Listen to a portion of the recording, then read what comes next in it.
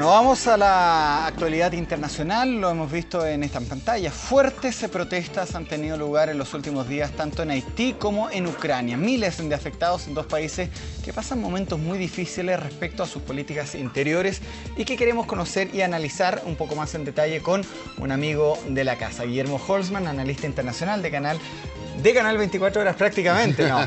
Que viene acá de vez en cuando y de cuando en vez. Así es. ¿Cómo está, Guillermo? Muy bien, Cristian, gusto saludarte como siempre. Muchas gracias. Bueno, nosotros hemos recurrido a usted porque tenemos dudas y cuando tenemos dudas necesitamos aterrizar estos temas porque uno de repente habla de Ucrania, de protestas en Ucrania. Yo leí al diario, la otra vez había un artículo que daba cuenta de que esto era por la no entrada a la zona euro, pero creo que hay problemas o otros factores que están arraigados en la sociedad que se explican de mejor manera por estas protestas. ¿Qué pasa en Ucrania? A ver, en Ucrania su desarrollo o proceso político no ha sido fácil, no ha sido un proceso que del año 2004 a la fecha ha tenido altos y bajos entre acusaciones de corrupción, entre acusaciones y enfrentamientos muy fuertes entre distintas secciones, de tal forma que incluso la ex primera ministra está detenida en un hospital, la que hemos seguido, la señora Timoshenko,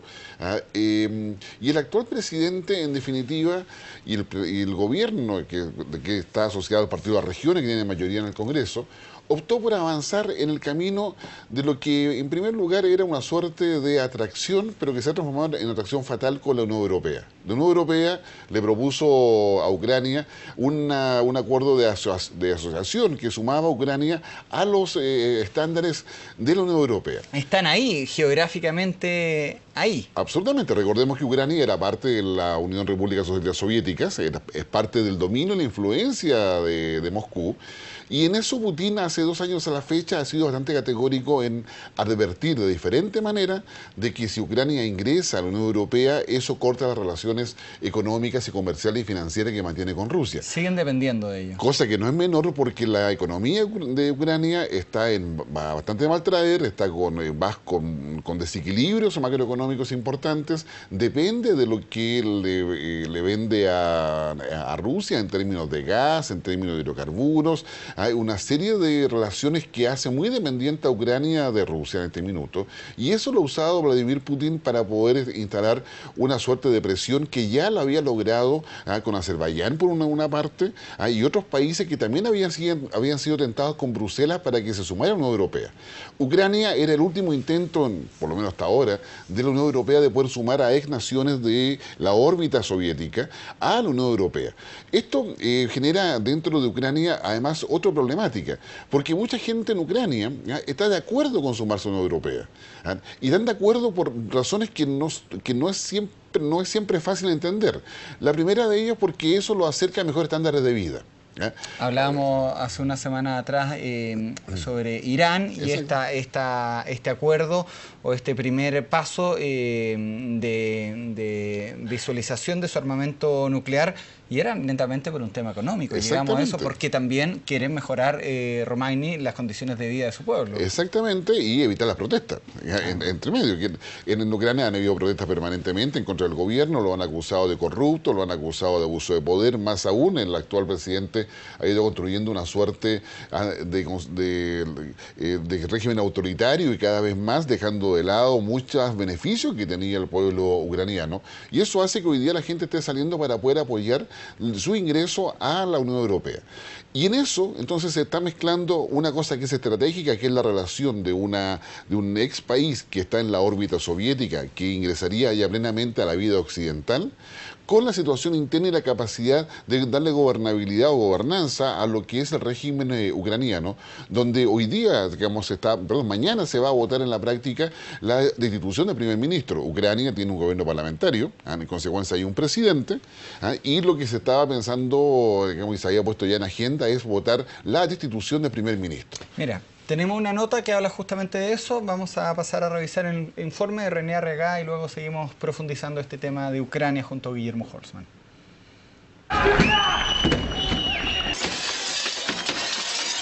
Del malestar a las protestas y de ellas a la violencia en las calles. Son las incesantes manifestaciones que ponen en jaque al gobierno de Ucrania en rechazo a la decisión de sus autoridades de no firmar un acuerdo con la Unión Europea.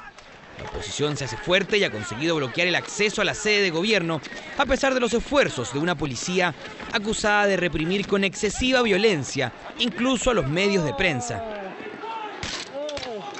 Tan viejo como estoy, no podía quedarme en la casa, tenía que apoyar a la juventud. Ya llevo una semana y me quedaré hasta el final. Como este anciano son muchos, el gobierno reconoce el descontrol y considera ilegal las manifestaciones, por lo que estaría preparando una gran barrida para terminar con los improvisados campamentos que se levantan en puntos estratégicos de la capital Kiev, aunque hasta ahora se descarta decretar estado de excepción. El domingo 500.000 de personas, según los convocantes, y 150.000 de acuerdo con el Ministerio del Interior, pasaron la noche en la plaza principal, en el edificio de la alcaldía y en la sede del gobierno, donde bloquearon los accesos impidiendo el ingreso de los empleados públicos y, por si fuera poco, montaron este escenario. Yo solo no puedo hacer nada, 3 tampoco pueden, pero cuando somos 10, 20, 30, 100.000 o 1 millón, el gobierno no puede hacer nada. Los manifestantes exigen la dimisión del Ejecutivo en pleno y convocaron a una huelga general en todo el país. En respuesta, el presidente Víctor Yanukovych llamó a calmar los ánimos en la víspera de una gira que este martes lo llevará a China. Cualquier muestra de voluntad pública es una oportunidad para que todos digan lo que piensan, pero es importante que esas reuniones tengan un carácter pacífico. Los enfrentamientos entre la policía y los manifestantes dejaron 200 heridos solo durante este fin de semana, por lo que ante un posible nuevo escenario de violencia, la OTAN defendió el derecho de los ucranianos a expresarse democráticamente sin necesidad de ser reprimidos. Bueno, ahí está la nota que da cuenta justamente de esto. Se habla como el rechazo del país para ingresar a la Unión Europea como el motivo principal, pero tú explicabas que hay razones de fondo. Exactamente, de hecho el acuerdo con la Unión Europea estaba listo para firmarse, es decir, se había avanzado las negociaciones, se había ya establecido el marco de referencia, e incluso se había establecido que era una oferta que la Unión Europea ha hecho a las naciones que pertenecían antiguamente al bloque soviético, de que su ingreso a la Unión Europea no implicaba la parte militar. Por lo tanto, no había ningún tipo de compromiso militar, sino que era básicamente un acuerdo que facilitaba el comercio, la economía, el tema de inversiones. Es decir, era un acuerdo hecho a la medida para poder, ¿no es cierto?, atraer a esos países para acá. Obviamente. ¿Y por qué, Guillermo, o qué gana la Unión Europea acercando a un país como Ucrania a ello? Quizás ahí la pregunta más correcta es qué gana Occidente, porque en el fondo se trata de poder ir debilitando la posición. Pero ¿por qué hacer la diferenciación entre la Unión Europea y Occidente? Porque en la práctica la Unión Europea trabaja en el eje con Estados Unidos, y en ese sentido, de hecho, Estados Unidos está sentado también a la mesa en este proceso de negociaciones, y en consecuencia, la idea de que lo que hoy día está haciendo la Unión Europea es tratar de atraer a los países de lo que eran la órbita soviética antiguamente y poder sumarlos desde el punto de vista económico a los estándares y con ello a todo lo que son los beneficios que entrega la vida occidental o la vida europea, si te gusta, como ejemplo de ella. Y en esa perspectiva se debilita la posición e influencia a su vez de Putin sobre el resto del mundo, dado que al no tener a Ucrania pierde una parte por lo menos de lo que es su riqueza en términos gasíferos, en términos de hidrocarburos y en términos también de un mercado emergente que evidentemente estaría cooperando mucho más a la economía europea que a la rusa. Seguimos viviendo una guerra fría, pero ahora económica. Exactamente, probablemente sea la guerra tibia más que la guerra fría, donde hay acercamientos, hay alianza, hay cooperación, pero claramente esa alianza y cooperación están en un esquema geoestratégico y geoeconómico mundial que es bastante distinto a lo que es la guerra fría, donde todo se definía en 2 bloques y en solo 2 modelos de sociedad. Hoy día hay un solo modelo de sociedad en el cual la globalización define los esquemas en los cuales esto se va a dar. Son equilibrios macroeconómicos básicamente orientados a poder incentivar el comercio, la inversión, el financiamiento, pero también supone de alguna manera establecer que dentro de esta globalización los énfasis son distintos y así tenemos un énfasis dado por Estados Unidos y Europa, un énfasis que es distinto y a una velocidad completamente diferente en el caso de Rusia, en un estilo completamente distinto en el caso de China, pero todos finalmente hablamos de globalización, ¿ya? Y en esa perspectiva es cómo la globalización va a dividir al mundo. cuánto realismo político hay en la manera en que los países se posicionan en torno a la problemática y conflictos actuales, es distinto a lo que pasaba en la Guerra Fría. Lo estamos viendo en Siria, ¿no es cierto?, con lo que es esa negociación imposible que se pensaba, pero que finalmente Rusia demuestra que tiene influencia ahí. Lo estamos viendo con la forma en que se salva la Unión Europea, o perdón, los países europeos de todo lo que ha sido su crisis en la eurozona, con un rol preponderante de Alemania y con un impacto en lo que es Angela Merkel dentro de lo que es el manejo político y económico de los acuerdos.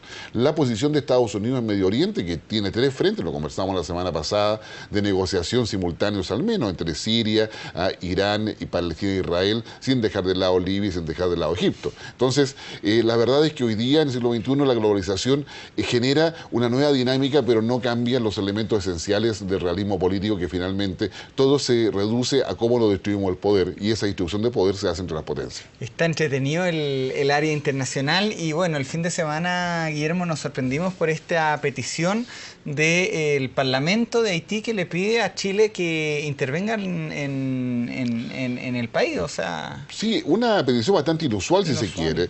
¿Qué está pasando en Haití? A ver, en Haití llevamos aproximadamente, diría, más de 2 meses, quizás 3 meses, donde las protestas han sido bastante seguidas en contra del presidente haitiano, y las acusaciones, extrañamente se parecen, digamos, es por corrupción, abuso de poder, por la inestabilidad que está llevando, por la carestía de los precios de los alimentos básicos, servicios básicos, y eso ha ido sumando a una oposición cada vez mayor que se ha ido volcando las calles en protestas que el gobierno no tiene la capacidad necesariamente de poder controlar adecuadamente, y en la práctica lleva al Parlamento a escribir esta carta a Chile. ¿Por qué a Chile? Una razón sencilla, son 11 países los que están en las operaciones de paz por Naciones Unidas en Haití, y es probable que a lo mejor lo hayan escrito también a los demás países, pero claramente es porque somos parte de quienes tenemos la mayor cantidad de tropas probablemente como en Haití, junto con Brasil y otros países.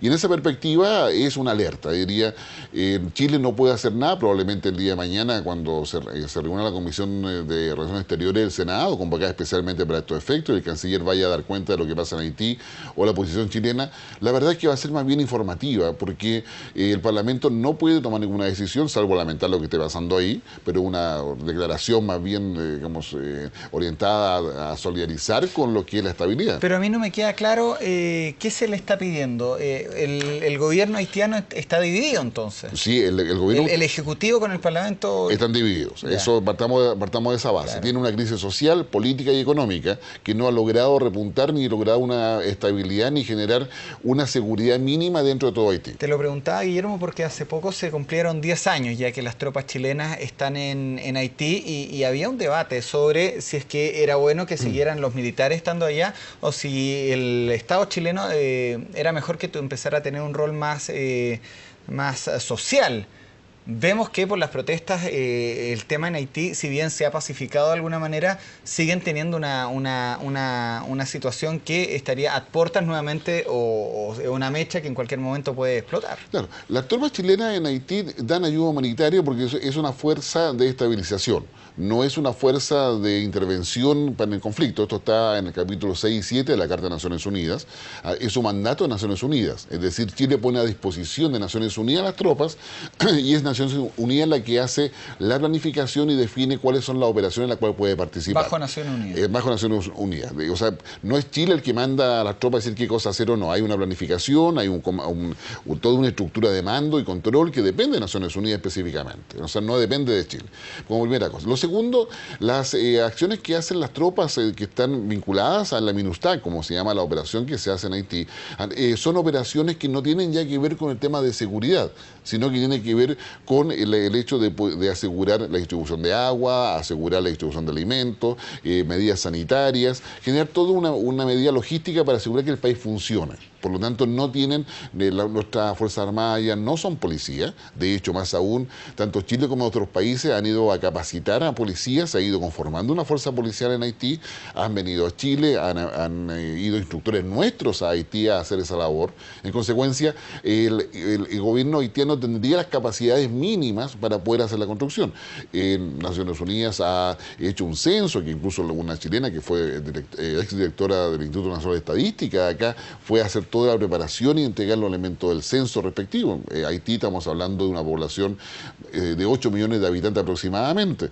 Y en esa perspectiva, Haití tiene una situación en la cual, más allá de haber sido asolada por un terremoto, más allá del tema de la pobreza, más allá del tema del crimen organizado, con el narcotráfico y una serie de otras cosas, los problemas que tiene además con República Dominicana. República Dominicana, su Tribunal Constitucional, hace una semana atrás, ha establecido de que todos los haitianos que han llegado a República Dominicana y que han tenido hijos después del año 1929, deben regularizar su situación en República Dominicana porque son extranjeros que están en tránsito o que simplemente están ilegalmente en República Dominicana. Y eso ha generado un conflicto no mayor entre República Dominicana y Haití. ¿No? Y ellos tienen muchos haitianos trabajando justamente en Dominicana.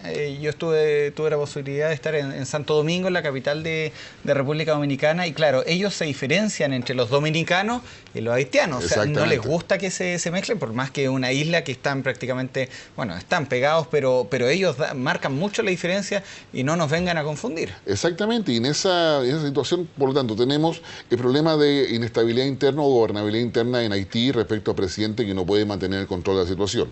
Tenemos un problema que ha ido escalando cada vez con mayor fuerza, más allá incluso de lo diplomático, en la frontera entre República Dominicana y Haití, y que ha generado una problemática que incluso ha pedido a Naciones Unidas. Pero además debemos tener muy claro de que Chile, al ser parte del Consejo de Seguridad de Naciones Unidas y además estar dentro de lo que es la MINUSTAH, tiene por lo tanto un rol que no solamente tiene que ver con la cooperación internacional, sino que también tiene que ver con la toma de decisiones en el Consejo de Seguridad. Las operaciones de paz, como la que está en Haití, son dictaminadas por el Consejo de Seguridad de Naciones Unidas. En consecuencia, Chile hoy día no solamente es observador o es cooperador de él, sino que también es parte integrante de su proceso de toma de decisiones.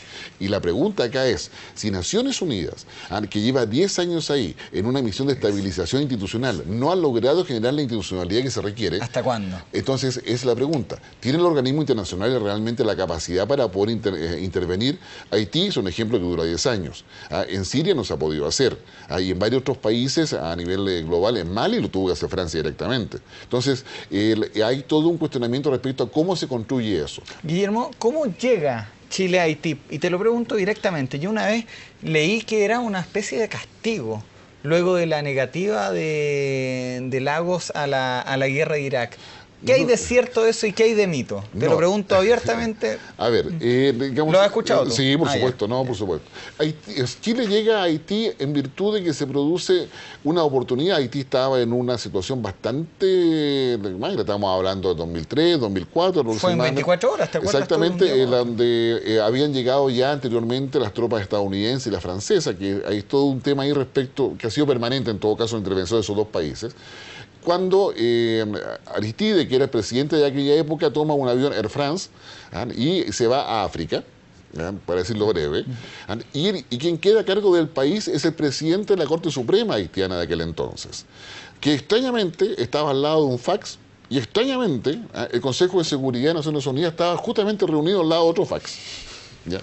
Esas casualidades. Claro, un poco, por decirlo, para hacerlo más grato hasta ahora, pero más liviano. Pero y ahí manda un fax donde pide, como jefe de Estado interino, la ayuda de Naciones Unidas para poder pacificar Haití.